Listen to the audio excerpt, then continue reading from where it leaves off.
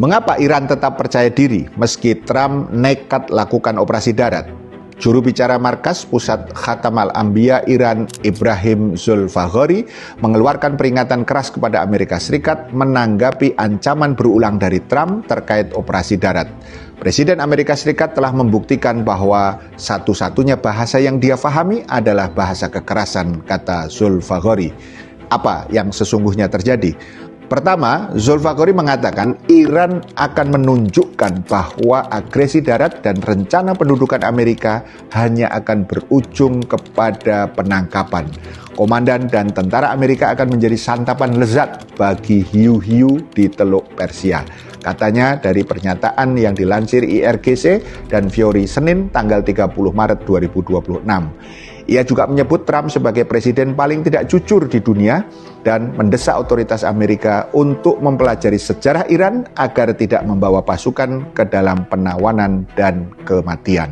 Angkatan bersenjata Iran yang kuat akan menunggu dengan penuh antusias momen untuk menghancurkan pasukan Anda jika ancaman Presiden Amerika itu benar-benar terjadi, ancaman yang merupakan perwujudan dari ilusi dan kebohongan, tambahnya.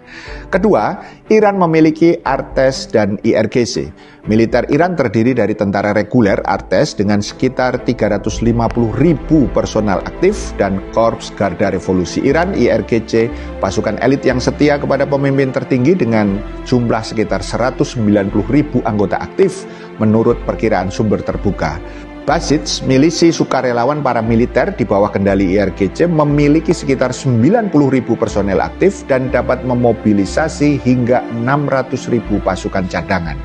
Ketiga, doktrin mosaik. Ali Al-Foneh, seorang peneliti senior di Arab Gulf States Institute, menjelaskan bahwa pengenalan apa yang disebut dengan doktrin mosaik pada pertengahan tahun 2000-an lebih mengintegrasikan milisi Basij dengan IRGC dan memformalkan struktur desentralisasinya. Di bawah sistem ini, komando IRGC provinsi dirancang untuk terus berperang bahkan jika kepemimpinan pusat gugur atau bahkan jika Teheran sendiri jatuh, katanya. Struktur seperti ini mampu menimbulkan korban jiwa yang signifikan pada militer Amerika Serikat jika terjadi invasi darat ke Iran. Namun, jika sistemnya tetap utuh dengan sebagian dari aparat militer keamanan bertindak dengan otonomi lokal yang lebih besar, itu akan membuat Iran lebih berbahaya dalam jenis konflik yang mengikuti pelanggaran awal, perlawanan yang tersebar, adaptif, dan didorong secara lokal daripada respon hierarkis yang rapih, katanya. Ini berarti bahwa Iran dapat membuat invasi darat apapun menjadi mahal, rumit secara politik, dan sulit untuk diubah menjadi keberhasilan yang langgeng. Keempat, 1 juta rakyat Iran akan berpartisipasi. Otoritas Iran mengklaim bahwa kemungkinan Amerika Serikat melancarkan serangan darat telah memicu gelombang antusiasme di kalangan penduduk untuk menciptakan apa yang disebutnya sebagai neraka bersejarah bagi pasukan Amerika. Dalam laporan kantor berita Tasnim pada hari Kamis, sebuah sumber militer yang berpengetahuan luas mengatakan bahwa lebih dari 1 juta orang telah mengatur diri untuk berpartisipasi dalam pertempuran di samping arus masuk besar selama beberapa hari terakhir dari permintaan oleh para pemuda Iran untuk bergabung dengan Garda Revolusi. Kelima, Iran bukan Irak. Amerika berhasil melumpuhkan Irak pada 2003, tetapi selama 2 dekade terakhir, Iran telah mengembangkan kerangka kerja yang menggabungkan pertahanan udara berlapis, persenjataan rudal yang luas, dan jaringan pasukan asimetris, sebuah struktur yang kadang-kadang disebut sebagai pertahanan mosaik. Di domain udara, kondisi itu juga telah berubah dibandingkan 2 dekade yang lalu.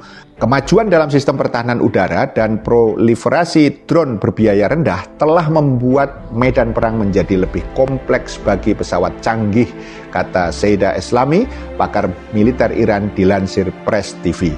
Keenam, Iran memiliki pengalaman regional.